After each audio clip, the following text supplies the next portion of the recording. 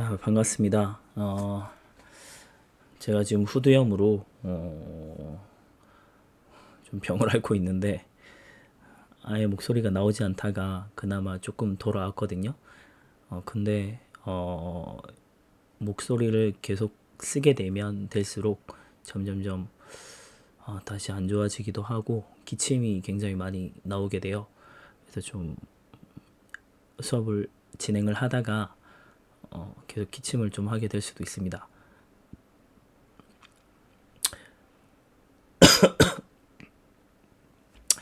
그 점 좀 양해해 주시고 봐주셨으면 좋겠습니다. 우리 저번에 이제 그리스까지 했었고 고대 그리스 했었고 오늘은 알렉산드로스 헬레니즘 제국을 한번 보도록 하겠습니다. 알렉산드로스는 크레이트 킹으로 불리는 사람이죠. 대왕이라고 불리는 아주 엄청난 정복 군주이기도 했고요. 그리고 우리 역사상에서 대왕이라 붙이는 사람이 그렇게 많지는 않거든요. 뭐 물론 붙이려면 다 붙일 수는 있겠지만 아주 위대한 군주, 아주 큰 사람이다 얘기할 때 빼놓지 않게 보는 사람이고 이 사람은 사실 그렇게 오래 살지는 못했습니다. 그래서 왕이 그래도 어릴 때 됐어요. 20살 때 즉위를 하고 33살에 죽었거든요. 그러니까 그때까지 거의 뭐 13년간 수도에 머문 기간은 30일도 채 안 된다고 해요. 그래서 그럴 정도로 엄청나게 왕성하게 정복 활동을 하러 다녔던 사람이고 그에 따라 이제 아시아, 아프리카, 유럽에 걸친 아주 대제국을 건설해서 헬레니즘 제국이라고 하는 거대한 나라를 만든 사람이기도 하죠.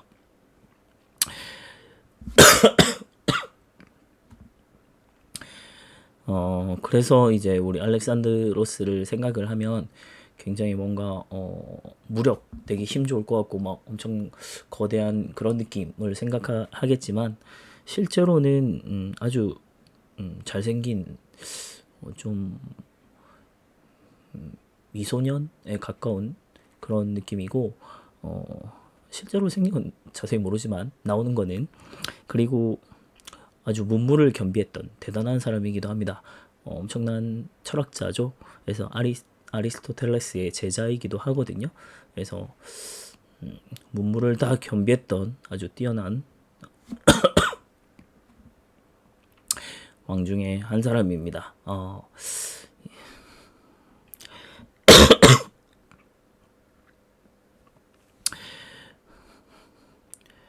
우리 앞서 봤던 이제 페르시아 엄청난 대제국을 정복한 사람이기도 하고 마케도니아 그리스 북부에 아주 조그마했던 마케도니아를 대제국으로 키웠던 사람이니까 자 그런 대제국을 건설하고 이 사람이 했던 정책 중에 하나는 동서융합 정책이에요. 그래서 정복지에다가 알렉산드리아라는 도시 자신의 이름을 따서 자기애가 좀 강합니다. 그래서 건설하기도 했고 그리스인의 이주를 장려하기도 하고 그리고 또 그리스어를 공용어로 사용하도록 했어요.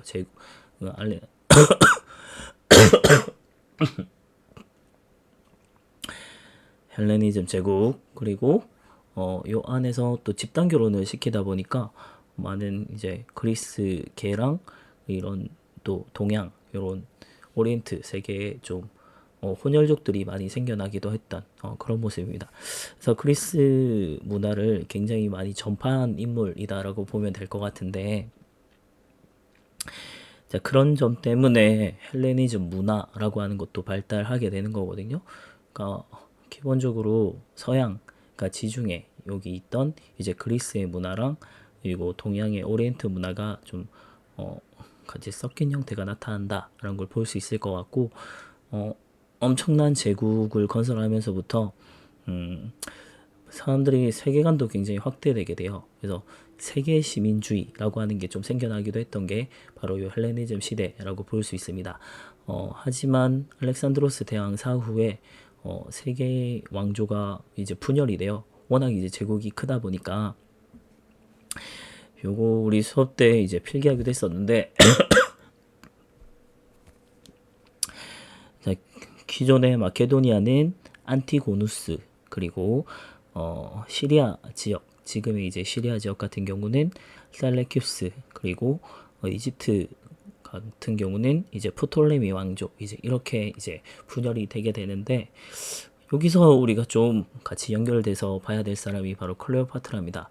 그래서 클레오파트라는 만화나 아니면 다른 그림이나 이런 데서 보면 흑인으로 나오는 경우도 좀 있는데, 실제로 클레오파트라는 요 프톨레미 왕조의 사람이다 보니까 마케도니아계이거든요. 그래서 백인이 맞습니다, 원래는. 그래서 이집트는 아프리카라서 뭔가 흑인일 것 같지만 실제로는 백인에 해당이 된다라는 걸 좀 볼 수 있을 것 같고, 자, 이렇게 잘 나가던 이제 헬레니즘 제국도 결국은 뒤이어서 엄청나게 발달했던 로마에게 다 정복당한다라고 보면 돼요. 그래서 아주 금방 이제 제국의 흥망성쇠를 우린 다 봤습니다. 자, 이렇게 됐으니까 엄청나게 넓죠. 그래서 거의 이제 인도 부근까지 가거든요.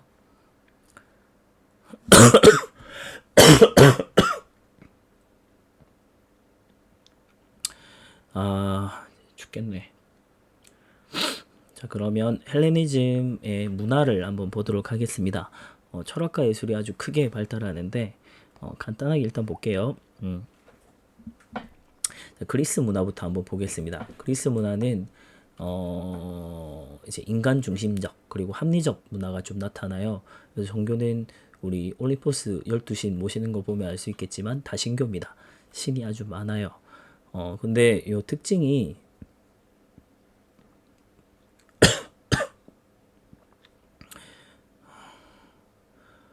어,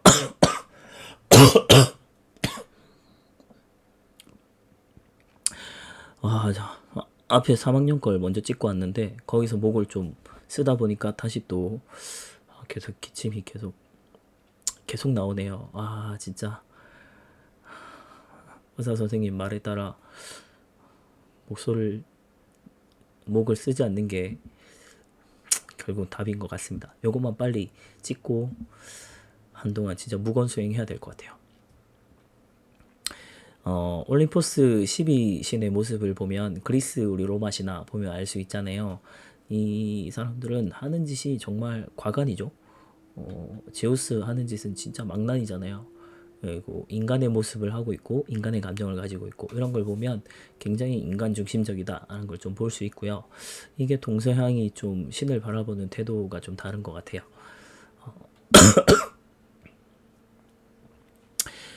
그리고 그리스 같은 경우는 철학이 자연 철학이 많이 발달했습니다. 그래서 뭐 모든 존재의 근원은 무엇인가 뭐 이런 것부터 시작해가지고 모든 존재의 근원은 뭐 물이다 이렇게 막 말하는 사람도 나기도 하고, 다음에 상대적 진리를 강조하는 소피스트라는 사람들이 등장을 해요. 요거는 하나의 뭐 학파 같은 거라고 보면 될 것 같습니다. 그리고 사람 이름 아주 유명한 철학자 3대 철학자가 나오죠.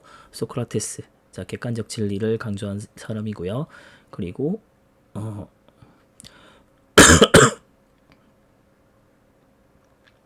그의 제자가 플라톤의 제자가 아리스토텔레스의 제자가 아까 봤던 알렉산드로스, 이렇게 이제 이어지는 거예요. 그래서 고전 철학이 이제 확립이 됐다 걸 볼 수 있고, 이 사람들 하나하나 이제 뭔가 다 설명하면 정말 복잡하거든요. 그래서 3대 철학자 이렇게 정도만 알아두면 될 것 같습니다. 문학은 이제 호메로스의 일리아드 그리고 오디세이 이런 게 있어요. 그래서 일리아드는 우리 이미 배웠던 얘기입니다. 일리아드는 트로이 전쟁을 다룬 문학이라고 보면 되겠고, 오디세이 같은 경우는 오디세우스라고 들어봤을 거예요. 그 사람의 모험담을 다룬 얘기입니다. 영웅이죠.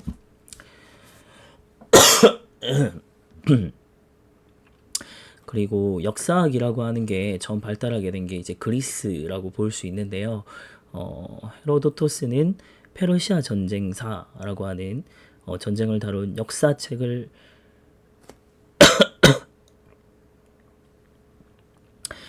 써요. 그게 이제 히스토리아라고 처음 썼거든요. 그래서 역사라고 하는 책을 처음 쓴 사람이다. 그래서 뭐 역사학의 아버지다. 이제 이렇게 불리는 사람이고, 투키디데스 같은 경우는 펠로폰네소스 전쟁, 우리 기억날 겁니다. 요 고대 아테네를 중심으로 한 델로스 동맹하고 고대 이제 스파르타를 중심으로 한 펠로폰네소스 동맹 간의 전쟁이었죠. 그걸 다룬 펠로폰네소스 전쟁 를 다룬 역사책 펠로폰네소스 전쟁사를 쓴 사람이 투키디데스입니다. 그래서 둘 다 역사책을 쓴 거다라고 생각하면 돼요. 그리고 미술은 이제 조화와 균형의 미를 갖춘 모습인데 가장 대표적인 게 파르테논 신전이라고 볼 수 있겠고, 파르테논 신전은 그냥 보면 굉장히 심플해 보이거든요. 아주 간단해 보이는데 실제로는 엄청난 조화 균형미를 갖추고 있다. 실제로 보면 확실히 느껴진대요. 근데 저도 실제로 보질 못해서 아직 느껴지지 않는 것 같고, 저도 나중에 기회가 된다면 실제로 그리스를 가서 이 파르테논 신전을 좀 봐야 될 것 같습니다. 그리고 뭐 아테네 여신상 이런 걸 볼 수 있고요. 요거랑 좀 비교해서 헬레니즘 문화를 좀 보도록 하겠습니다. 여기서 우리가 헬레니즘이라고 하는 말이 왜 생겼냐를 좀 보면은 그리스인들이 자신들을 헬레네라고 불렀거든요. 그래서 거기에서 헬레니즘, 헬레닌들주의 뭐 이런 뜻이라고 보면 되겠죠. 그리스주의 문화라고 보면 되는 거죠.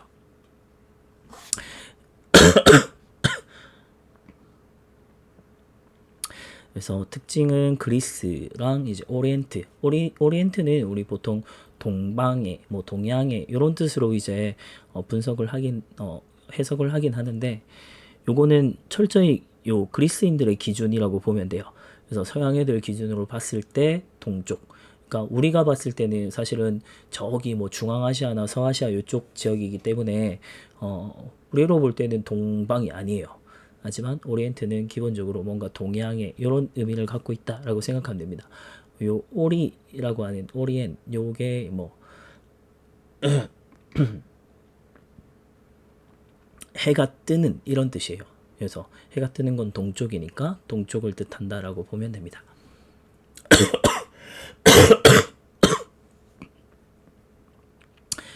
그리고 세계 시민주의가 아까 나타난다고 했는데, 제국에 워낙 이제 많은 다 민족 그리고 다인종 뭐 이런 것들이 막 나타나다 보니까 단순하게 그냥 우리 민족만의 이런 거라기보다는 세계관이 굉장히 커져요. 그래서 모든 세계 시민들을 생각을 하게 된 거죠. 그러니까 인류를 생각을 하게 됩니다. 그래서 인류 전체 행복을 추구하게 된 걸 뭐 세계 시민주의라고 보면 될 것 같고, 그와는 별개로 또 개인주의 성향 이런 것도 좀 나타나기도 해요. 그리고 철학적으로는 이제 금욕주의를 주장했던 스토아파가 발달하기도 했고, 다음에 정신적인 쾌락을 추구하는 에피쿠로스 학파 이런 것들도 좀 유행을 합니다. 요거는 뭐 자세히 우리 깊이 들어갈 필요는 없을 것 같고, 그냥 금욕주의, 스토아파, 정신적인 쾌락주의, 에피쿠로스 학파 이렇게 좀 구분을 해두면 될 것 같습니다. 그리고 자연과학이 굉장히 발달했는데 기하학을 정리했던 유클리드 기하학이라고 많이 들어봤을 거예요. 사람 이름입니다. 그리고 부력의 원리를 발견했던 아르키메데스, 유레카 외치고 맨몸으로 뛰어다녔던 놈 있죠. 그래서 이 사람이 이제 아르키메데스.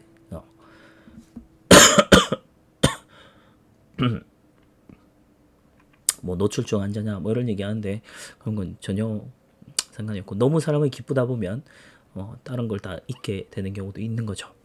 그리고 미술 같은 경우는 사실적이고 좀 역동적인 모습이 나타나는 게 좀 헬레니즘 문화의 특징이에요.